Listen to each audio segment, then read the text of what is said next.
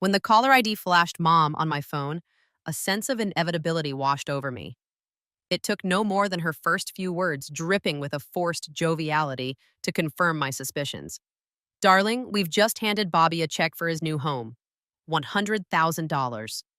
Can you believe it? My grip on the steaming coffee cup tightened as I manufactured enthusiasm in my response. That's really wonderful, Mom. I'm happy for Bobby. She continued, oblivious to my simmering frustration. I know you would have liked to contribute too, dear. However, given your choices, it's great you're focusing on your ventures. My choices, huh? Like the six-figure business I built from nothing, or the years I paid their bills during Dad's unemployment, or the lavish anniversary trip last year they could never afford on their own. But before I could retort, she rambled on. And guess what? Bobby has his eye on a lovely four-bedroom in Highland Park. It's just perfect. There she went, setting up Bobby's life while I opened my laptop. The timing was impeccable. A notification from my bank appeared. They had attempted to access the account I'd secretly closed weeks ago. 3 failed attempts in just an hour. Mom, I've got to run, I interjected. Big client meeting, you know how it is. Her tone shifted. Always working, Elena. It's not appealing to men, you know. I bit back a sharp reply. Love to Dad. Bye, Mom. No sooner had I hung up than a text from my friend Monica came through. It's happening. They found out. Her immediate response? OMG, you okay? Was I okay? Standing there, I faced my reflection in the window near my desk, a 32-year-old entrepreneur who was at last done being the financial crutch for her family. My phone vibrated continuously, Dad, then Mom, followed by Bobby. I silenced my phone, ignoring their calls, and glanced at an email from my attorney, Zechariah. Account secured, no further liabilities on your part. Feeling relieved yet oddly emotionless, I read their desperate messages, trying to tap into a fund that was no longer theirs. Was I supposed to feel guilty? Society might say yes, but fatigue overcame me, a deep, weary fatigue, born from years of unreciprocated giving. Another message from Monica broke my reverie. Wine and photo burning tonight? I replied, rain check, but look at this. On my screen was a detailed spreadsheet tabulating every financial assistance I had provided over the years. The total stunned even her, $3,427,654. Then Bobby called. Breathless, desperate. Elena, what's going on? Mom's losing it. The account's empty. I responded calmly. Not empty, Bobby. Closed. Big difference. He stumbled over his words. But I need that. It was for emergencies. I couldn't help but chuckle. Looks like you'll have to manage with the 100 grand. Should be enough, right? Accusations followed from him, calling me selfish, self-righteous. But I cut him off. No, Bobby. I was convenient. And that's ending today. Just as my parents appeared on my security feed at the front door, and another unfamiliar text popped up. Heard what you did. Smart move. We need to talk. Lucia. My cousin, Lucia. Another outcast for daring to challenge the status quo. As they continued to ring the doorbell, pressing for entry, I leaned back, letting my coffee cool further. A month from now, Bobby would face his mortgage. In 2, Father's property taxes were due. In 3, Mom's medical bills. They'd have to sort it out themselves, just as I had all those years. Now it was their turn to learn. Ignoring the persistent doorbell, I pondered, the note slipped under my door. Typical, but unnecessary. They never thought the day would come, a day where the reliable daughter stops being just that. With newfound resolve, I texted Lucia, Hi, let's talk. The expectations of being nothing more than a family ATM were finally behind me, replaced with a role of my choosing. A free, self-respecting individual ready for a new chapter. As my mother clasped my wrist during supper, her touch lingered just long enough to feel like a silent reproach. At your age, you should be taking better care of yourself. You're not getting any younger. I managed a strained smile, easing my hand from her grasp. The dining room felt stifling, crowded with false courtesies and the aroma of beef stew. Across the table, Bobby gleamed with enthusiasm as he shared his new home plans with Dad.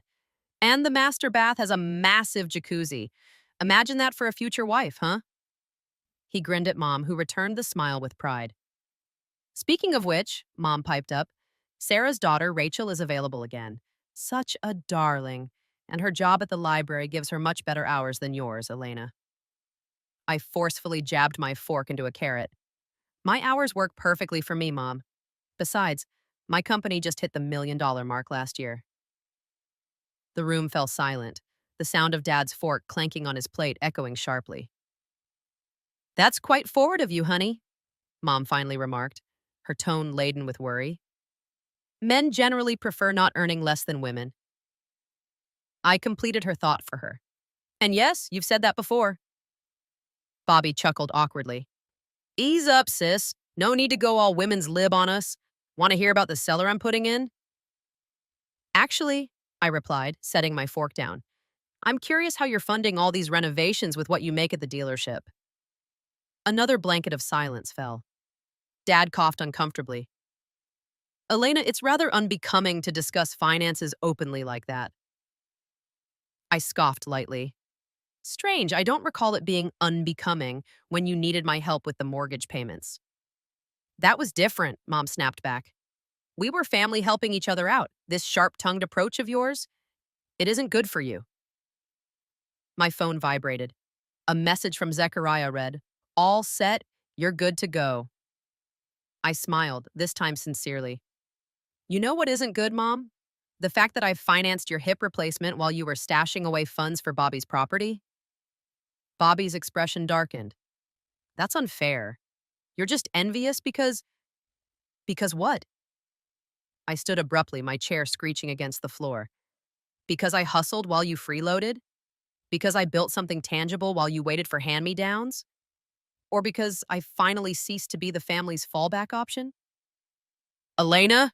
Dad's voice was firm as he slammed his hand down. Apologize to your brother, right now. My laugh was bitter, echoing slightly in the tense air. No. How many times have you told me I'm too driven, too bold, too much? I'm through apologizing for my success. I'm done being treated like a walking bank, and I certainly have had enough of funding Bobby's lifestyle while being lectured about suitability for marriage. Mom's eyes welled with tears. How could you be so heartless after all we've done for you? Everything you've done, huh? I pulled out my phone and scrolled through my notes. Let's see. House mortgage, $48,000. Your surgery, $35,000. Dad's car fix, $12,000. Bobby's loan, $15,000. That anniversary trip, $8,000. Enough, Dad's voice was stern. Continue this and, I cut in, you then give Bobby $100,000 for his new place while telling me I need to change to find a spouse. Explain that, Mom. Bobby rose, face reddening. You're just bitter because you're all alone. I'm building a life on my terms, not on family funds, and you using Nick as your co-signer rather than asking me outright because you knew I'd see right through you. His silence confirmed my suspicions. Another buzz from my phone. Monica, all good? Need me there? I typed back, wrapping up. See you in 20. Dad's tone softened but held a warning. If you leave now, don't come back. I faced him, really facing the man who had taught me so much but now couldn't stomach my self-made success. The truth is, Dad, it's not me who needs to come back. It's not me who will need anything. I picked up my purse and headed for the door. Behind me, Mom's voice broke. Elena, please. We are your family. I stopped, turned slightly. No, you're just people who wanted me to sacrifice my own dreams to keep you comfortable. I'm done with that. The door shut softly behind me and I walked away, leaving behind the expectations and the shadows of the past. As I reached my car, my phone lit up from Lucia. Is it done? I replied as I started the engine, It's done, your move. As the engine hummed, the sunset painted long streaks across the road ahead, the road leading somewhere new. In the home where I was taught that a dutiful daughter was an accommodating one, I learned the power of refusal. Behind the shell of that house, where the grass was always trimmed and the facade spotless, my family was about to discover what occurs when Their lifeline chooses self-rescue. Your brother just skipped his mortgage payment. Monica dropped the bomb as we slid into our regular spot at the diner. 3 weeks overdue. I swirled my coffee, unsurprised. Let me guess, he dialed my number before reaching out to anyone else? 17 attempts, according to your blocked calls list. She flashed her phone at me. Plus, your mom's been flooding Facebook with cryptic Bible verses. Something about forsaken parents and infernal destinies. Predictable. As I took a sip, my phone burst into life with an unfamiliar number. It was Nick, his voice thick with desperation. Elena, please, just hear me out. It's about Bobby. I switched the call to speaker so Monica could listen in. What now? He told me you'd handle the payments if he couldn't. I never would have agreed to sign if... He trailed off. If you'd known he was fibbing, I concluded. Correct. Elena, I'm begging. Nick, his financial issues and by extension his fabrications are not my concern anymore. I cut the call short. Monica leaned in, her expression serious. You realize things will escalate before they improve, right? They won't easily accept that their personal bank, aka you, has shut down. Right on cue, my phone rang yet again. Mom. Elena, she faltered, we really need to review Bobby's predicament. Do we really? Because last I checked, he's an adult, he's in trouble, and suddenly you can't assist? Our savings are tied up. We used them for his down payment. Her words hung in the air. That's a different story. We assumed you'd intervene if necessary. You always have before. That was precisely the issue. Was I ever asked? Did anyone consider if I was in a position to continually bail him out? The line was quiet as tears began on her end. But you're flourishing with your company and clients. That should make me what, the family ATM? It's unfair, Elena. We're family. You should want to help. I recalled the spreadsheet saved on my computer, the unilateral ledger of assistance I'd provided over the years. Funny how that should only seems to apply in one direction. Is this about the money for the house? Are you really that envious of your own brother? No, Mom. This is about patterns. This is about consequences. Monica's gaze was laced with worry. She mouthed, You okay? My mother's tone turned icy. If you don't help, your brother could lose it all. Then he'll get a taste of how I felt every time you decided his needs overshadowed mine. When my financial goals were postponed for his emergencies. When my achievements were either belittled or deemed inappropriate. A silence settled. But sure, let's concern ourselves with Bobby's hardships. After ending the call, Monica reached out, touching my hand. You're trembling. No, I'm enraged. There's a distinction. My phone vibrated with a message from Lucia. Alert, they're rallying the family against you, painting you as the villain. Let them try, I responded. Monica's frown deepened as she glanced at her device. Your mother's thrown out a couple more veiled verses, and oh, Bobby's now weeping on a live stream about how success has polluted you. A chuckle escaped me. Toxic success. Now that's innovative. Elena, Monica's tone was solemn. Are you certain you want to see this through? Watching them unravel might be satisfying now, but this isn't about satisfaction. It's about setting boundaries, I interjected. It's about them facing the consequences of their choices. They chose to burden me to elevate Bobby. They built their expectations on me, sacrificing my well-being for their convenience. Notifications lit up my phone again. Nick's public post about the missed payments was gathering reactions. Relatives were picking sides, acquaintances expressing disbelief. Your dad's texted, Monica updated, eyes still on her phone. He's planning to come to your office tomorrow to resolve this. I checked my calendar, a smile tugging at my lips. He'll meet my attorney instead. I showed Monica the scheduled appointment. Time they understood what they've really been toying with. Monica observed me quietly, a mix of admiration and concern in her eyes. You know what's truly frightening them, don't you? What truly stings the most? It isn't the vanished funds. It's the erosion of control. You were the dependable one, the problem solver, the virtuous daughter. Yet here you are, mirroring back their true selves. And they despise the reflection. As the rain began a gentle descent outside, I imagined my brother probably broadcasting his woes on Facebook, while my parents likely spouted verses labeling the prodigal child. At long last, I was liberated from the burden of their expectations. My phone vibrated, a message flashing. Eva, all set for tomorrow? I tapped back. Beyond ready. Tomorrow would unveil the stark reality of repercussions. Ava was just as I remembered her, piercing gaze, an even sharper grin, and a demeanor of restrained indignation. She sat opposite me in the cozy corner of a lavish cafe, twirling her drink with calculated intention.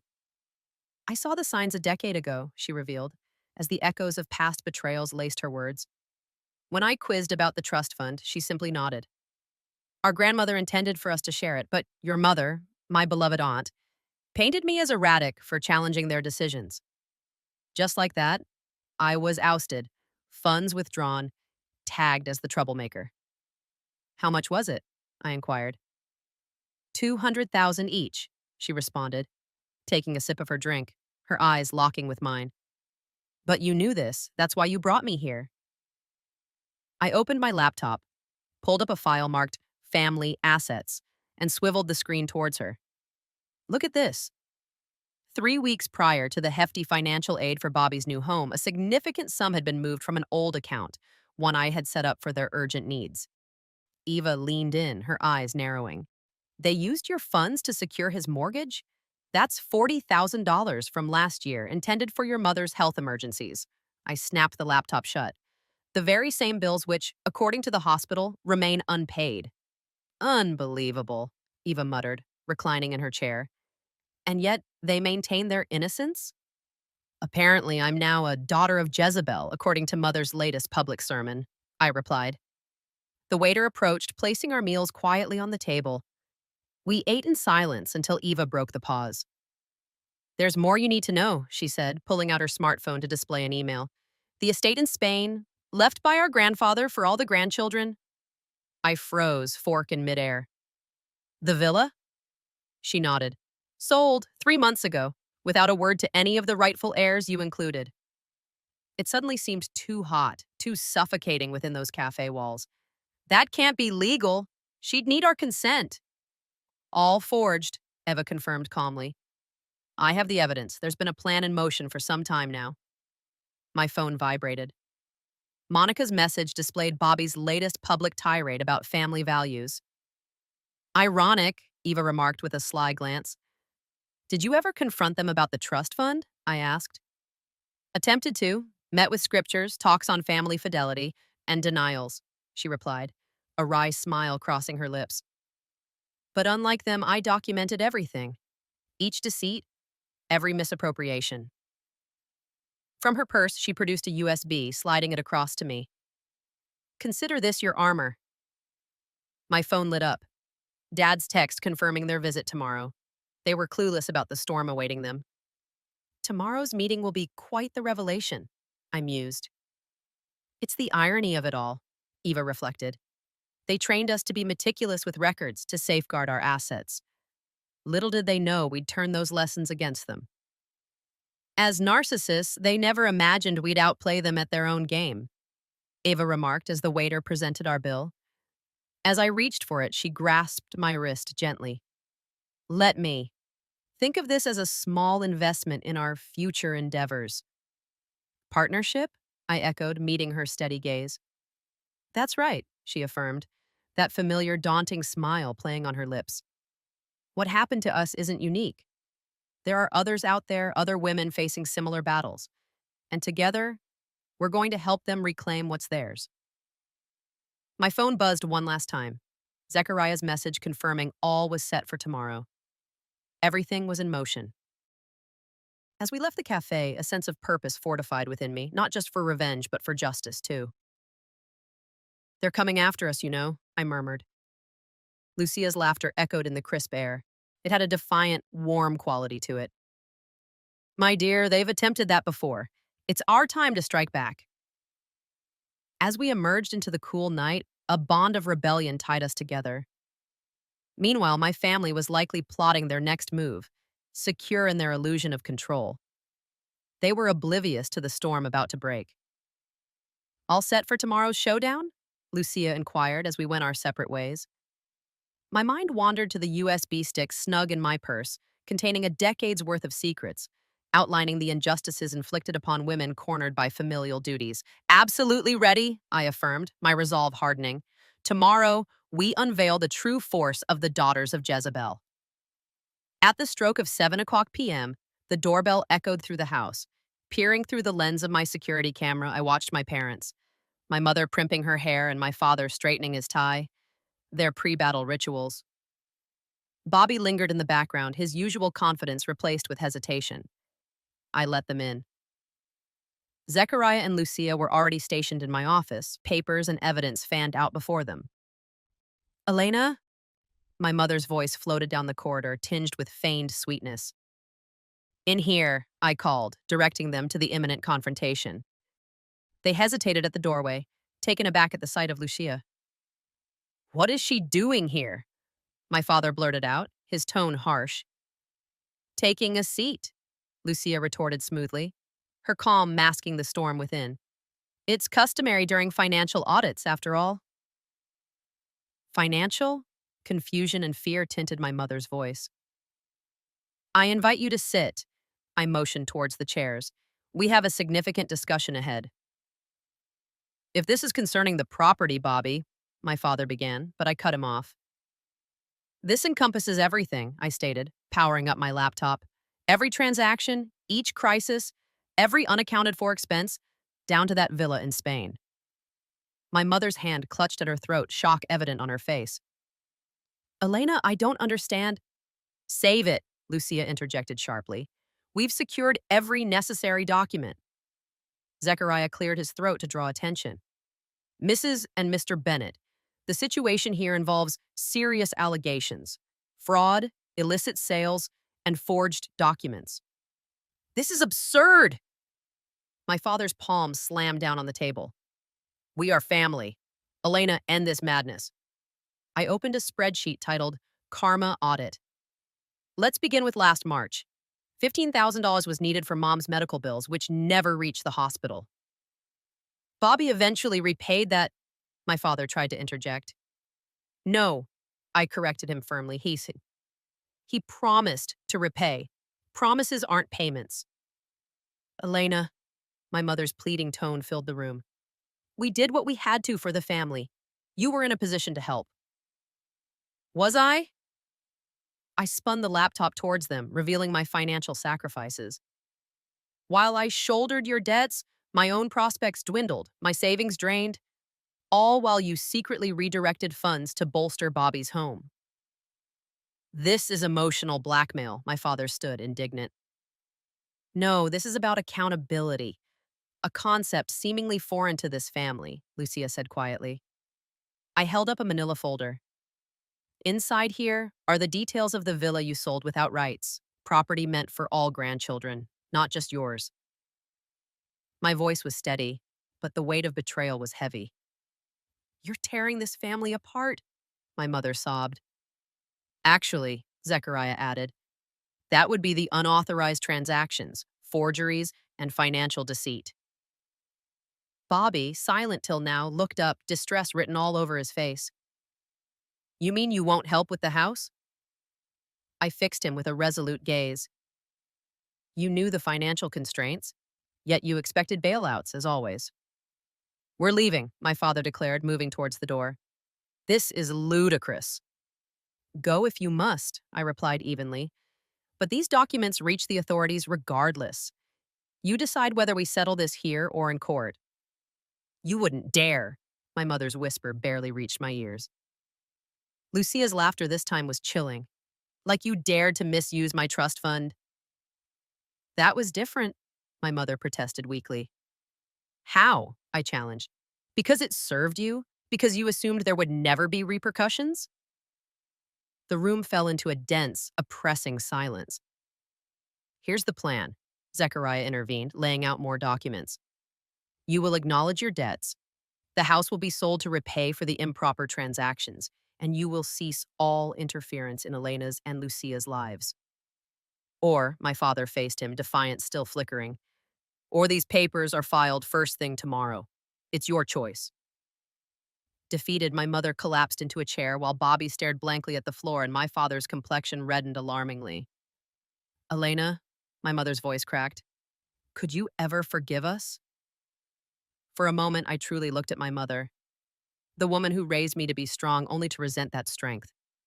The same woman who championed family loyalty while systematically undermining it. I I never intended for things to end like this, I whispered. But it was your own doing. Every choice you made to put Bobby first, every deception, every time you took from me under the guise of love, those were your decisions. The divorce papers are ready. Sign them or leave them, but we're finished either way. They signed, their hands trembling as they did. Leaving the room, Bobby paused to say, you realize this makes you just like them, right? Using wealth as a weapon. But Lucia stepped in, saying, no, this means she's learned not to let herself be victimized anymore. The door shut behind them, and the silence that followed was punctuated only by the sound of my steady heartbeat. All right, Zechariah announced, collecting the papers. That's only the beginning. The beginning, I echoed. Lucia's smile was promising. It's time we implemented that plan we've been talking about, helping other women free themselves just like you did. Are you sure you want to go public with this? Monica cautioned, eyeing me as I hesitated over the post button. My screen displayed my Reddit submission detailing a decade of financial manipulation by my family. Today marked the end of it. It has to be shared, I resolved, and posted. The reaction was swift and overwhelming. Within hours, my account overflowed with likes, comments, and personal echoes of my plight. Women entangled by familial duties, exploited by greedy relatives, coerced into financial ruin. Take a look at this, Lucia pointed at a comment. My family pulled me into covering their repeated mortgage lapses. It cost me my own home to save theirs. My phone vibrated with a text from an unknown sender. Saw your post. How did you escape this? Then another. Help, my sibling is ruining my credit. And another. My parents forged my signature. I thought I was alone. You've ignited a movement, Monica observed quietly. Shortly after, an email from a well-known online outlet popped up asking to discuss my experience. Go ahead, Lucia encouraged, but first, check this out. She opened her laptop to a folder marked Family Archives. Inside were meticulous records, emails, transactions, voicemails. It wasn't just the money, she explained, showcasing messages where my mom collaborated with relatives to co-opt me into loans, my dad calculating how to exploit my filial responsibilities, Bobby confessing his disregard for repaying me. They crafted emotional snares, used not just on me, but on others long before. A new message flashed on my phone from Zechariah. Bobby's bankruptcy news listed you as a creditor. Figures, I muttered. There's more, Zechariah added. Your parents are concocting a narrative that you stole from them. Monica quickly pulled up the flurry of supportive reactions beneath my viral post. They can try, Lucia stated. We've got both kinds of receipts. I began drafting a reply to the publication's inquiry. Yes, I'll share my experience, but it's part of a broader issue. Chronic financial abuse masquerading as familial duty. Hold on, Monica interjected, displaying a Facebook status from my mother lamenting about false accusations from their manipulated daughter, choosing money over family. Toxic individuals, Lucia scoffed, coming from the one who drained her niece's trust fund. My phone buzzed yet again. Nick, Elena, we need to discuss this. Bobby's shown me documents that don't align with your story. Send those over, Zechariah texted right back. As desperation seemed apparent from their end, I watched as more women shared their tribulations, identifying an unmistakable pattern. Motivated, I opened a new document. An open letter to daughters burdened with financial caretaking. I see you. Those told love equates to drained accounts. Those branded selfish for setting limits. Those made to feel guilty about their own achievements. What are you doing? Monica queried. I'm drafting a guide, I replied, for every woman needing to break free just like I did. Lucia nodded with approval. Include everything, the legal actions, the evidence gathering. We've learned a lot.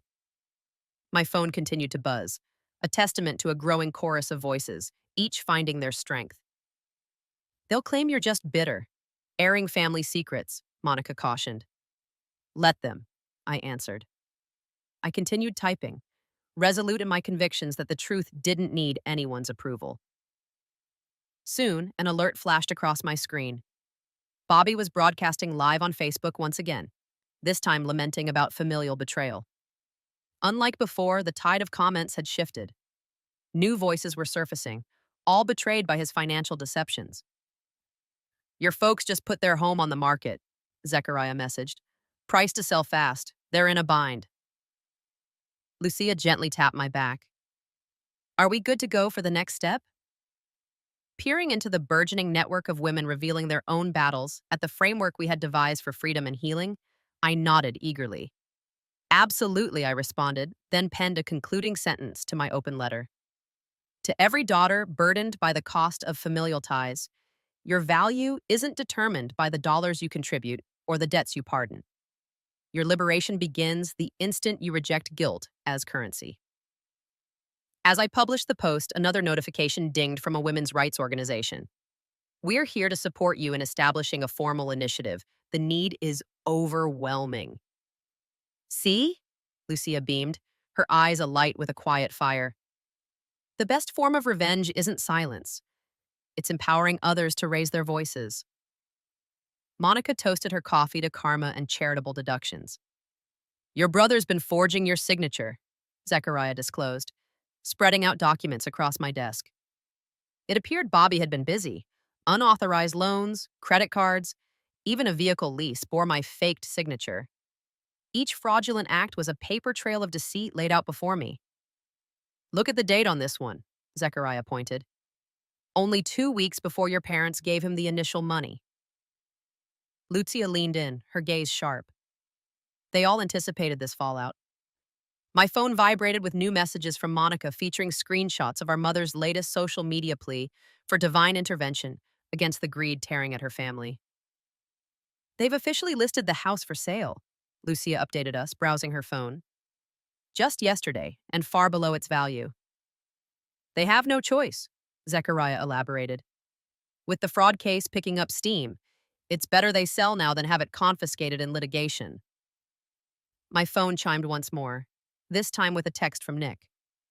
Elena, I'm pressing charges against Bobby. The proof you provided has led us to even more victims. I began to type back when my office door flew open. Bobby stormed in, his face flushed with anger and disbelief. How could you? He bellowed. They're losing everything because of you. Sir, please leave, my assistant intervened from behind him. Because of me? I rose slowly, facing him squarely. Not due to the fraud, the forgeries, the prolonged theft under the guise of familial duty. I intended to repay it once the property value increased.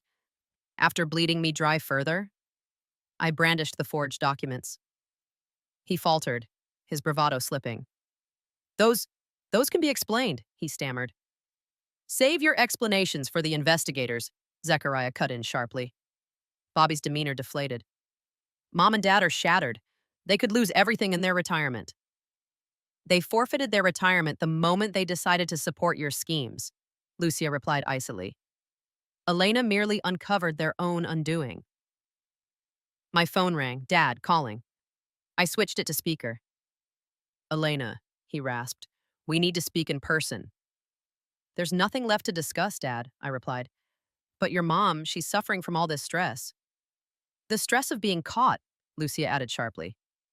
The line went silent, then, Lucia, you're still corrupting my daughter's perspective.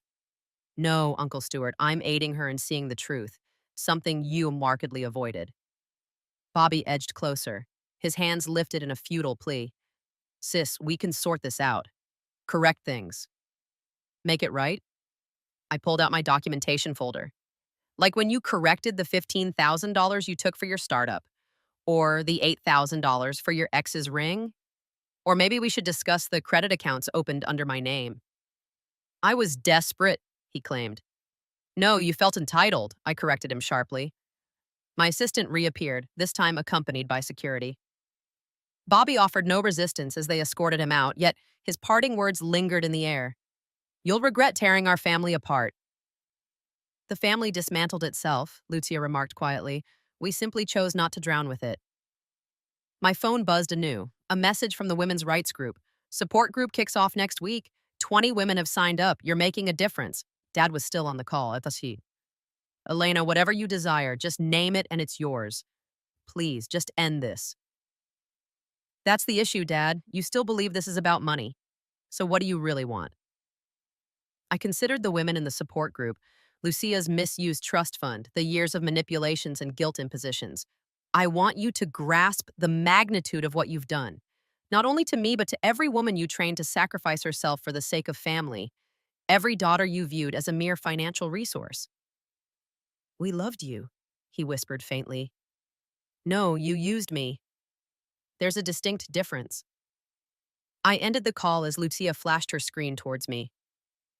Mom and Dad finally sold the house, way below market price, all cash, closing immediately. She raised an eyebrow. They're definitely escaping something, she remarked. Let them, I responded calmly. The evidence has already been submitted to the officials. Zechariah organized his paperwork. The scandal breaks publicly in the coming days. The list of victims keeps growing. This issue reaches far beyond our immediate family. A notification popped on my phone from a woman in our support network. You inspired me to inspect my financial history. Discovered loans taken in my name by my parents, too. I can't thank you enough for making me aware. Lucia chuckled softly, shaking her head. It's not the financial setbacks or even the impending lawsuits that scare them the most, she mused. It's facing the reality of their actions. As I glanced around my office, past the tangible proofs of my professional accomplishments, and towards a flourishing community emerging from the ruins they attempted to leave behind, I remembered something Mom used to insist on. A good daughter keeps family secrets. Lucia answered with a dark smile. Lucky for us, we're not aiming to be good daughters any longer. My device vibrated again. The message read, Monica, your revelation is now on a major broadcast. Are you prepared to share this nationwide? I contemplated the countless other daughters burdened by familial obligations and hidden financial exploitation. Ready, I messaged back. It's time for the truth to come to light. At the Financial Freedom for Daughters seminar, I stepped up to the podium. I'm Monica, and like several of you here today, I grew up believing financial sacrifice was synonymous with love. The room was filled with women, some with tears, others with expressions of frustration, all nodding in agreement. Lucia stood off to the side, giving me a supportive thumbs up. We will explore today the fine line between familial loyalty and financial coercion, between genuine affection and manipulated indebtedness, I asserted, just as the door at the back creaked open. There, trying to remain unnoticed, was my mother, gaunt and withdrawn. Our eyes met briefly before I pressed on. We'll discuss how standing up for ourselves doesn't make us disloyal daughters. Later, as attendees queued to share their narratives, Monica approached me eagerly with her notebook. Bobby's been sentenced to 3 years for fraud, she announced. It was Nick's statements that clinched it. And Dad? Lucia inquired, joining the conversation. Fled to Spain recently, Monica updated. But the authorities there have already been alerted about his property scams. His capture is inevitable. At the back, Mom lingered, clutching her handbag. When she approached me, her voice was a frail, strained whisper. Monica, I watched your interview. All of it. Even the segments about forged legal papers and the plundered funds. Every bit of it? I questioned sternly. She winced. Bobby told us he was handling everything. Lucia interjected sharply. You knew enough to question. Tears began pooling in my mother's eyes as her fingers nervously entwined. Your father? It's tearing him apart, she murmured. You mean the stress of facing the consequences, I said, differentiating clearly. That's not the same stress you put me through all those years. We're losing it all, she whispered forsakenly. No, Mom, you're just losing what wasn't rightfully yours to begin with, me included, I clarified firmly. She hesitated and then showed me her tablet. It displayed a meticulous list dubbed My Karma Audit, detailing every wrong, every deception. Lucia and Monica glanced at each other, puzzled. Why are you showing us this? I asked, my voice steady yet curious. Because you were right about everything. The manipulation, the guilt. She broke down as tears streamed down. I was wrong. We were wrong. Mom, please, I intervened softly. I need to finish. Seeing these women today, sharing their pain, it echoed my own, the pain I inflicted on my daughter, the cycle that started with my own mother. She proceeded to explain that with the sale of the house, she planned to begin restoring what could be mended, starting with Lucia's trust fund. Lucia sighed. It barely scratches the surface, but it's something. My phone alerted me to a new message from our group. My mother finally wants to address the past after seeing your segment, it read. Standing taller now, Mom said, if you'll have me, I'd like to contribute my side of things at the next meeting. Thursday, I told her. Be ready to share every detail. She nodded, lingering momentarily. Monica, I'm deeply sorry. Not just because this all came crashing down, but because we truly hurt you. Monica gave a low whistle once Mom exited the room. Did not see that coming. You think she's sincere?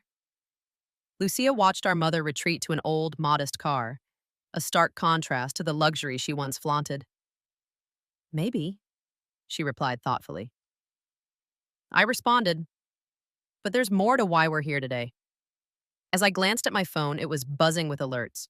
More women stepping into their power, more daughters casting off their shackles, more mothers embracing reality. Lucia gave my shoulder a gentle squeeze, signaling it was time for the next workshop. I surveyed the room, still echoing with the voices of hundreds of women who had courageously shared their stories, including my own mother, who for once traded in her manipulative tactics for honesty. The cycle was breaking, one revelation at a time. Remember what Bobby used to tell me? I shared with the group. Family is everything until success makes you forget your roots. And then Monica chimed in. But he got it wrong. Success didn't make me forget. It made me remember who I truly am. Not in spite of them, but because I endured them. My phone vibrated with another notification. A text from Zechariah. Trust fund replenished. Lucia's finances are secure. Justice had been served indeed. Lucia grinned broadly. And speaking of justice, she announced, our nonprofit application was approved. The Freedom Fund for Daughters is now active. Monica toasted with her water glass to karma and sustainability. My thoughts drifted to my mother's emotional admittance, to Bobby facing his judgment, to my father evading his past, and to all the daughters still navigating their path to liberation. To truth, I amended silently, and to all the brave women who dare to voice it. As the daylight dwindled outside, another day of shattered bonds concluded. Tomorrow would usher in more narratives, more healing, more women prioritizing their own well-being over familial duty. But tonight, in this space where honest words prevailed, I shed the roles of the obedient daughter, the handy ATM, or the family's go-to problem solver. Tonight, I was simply Elena. And that was enough.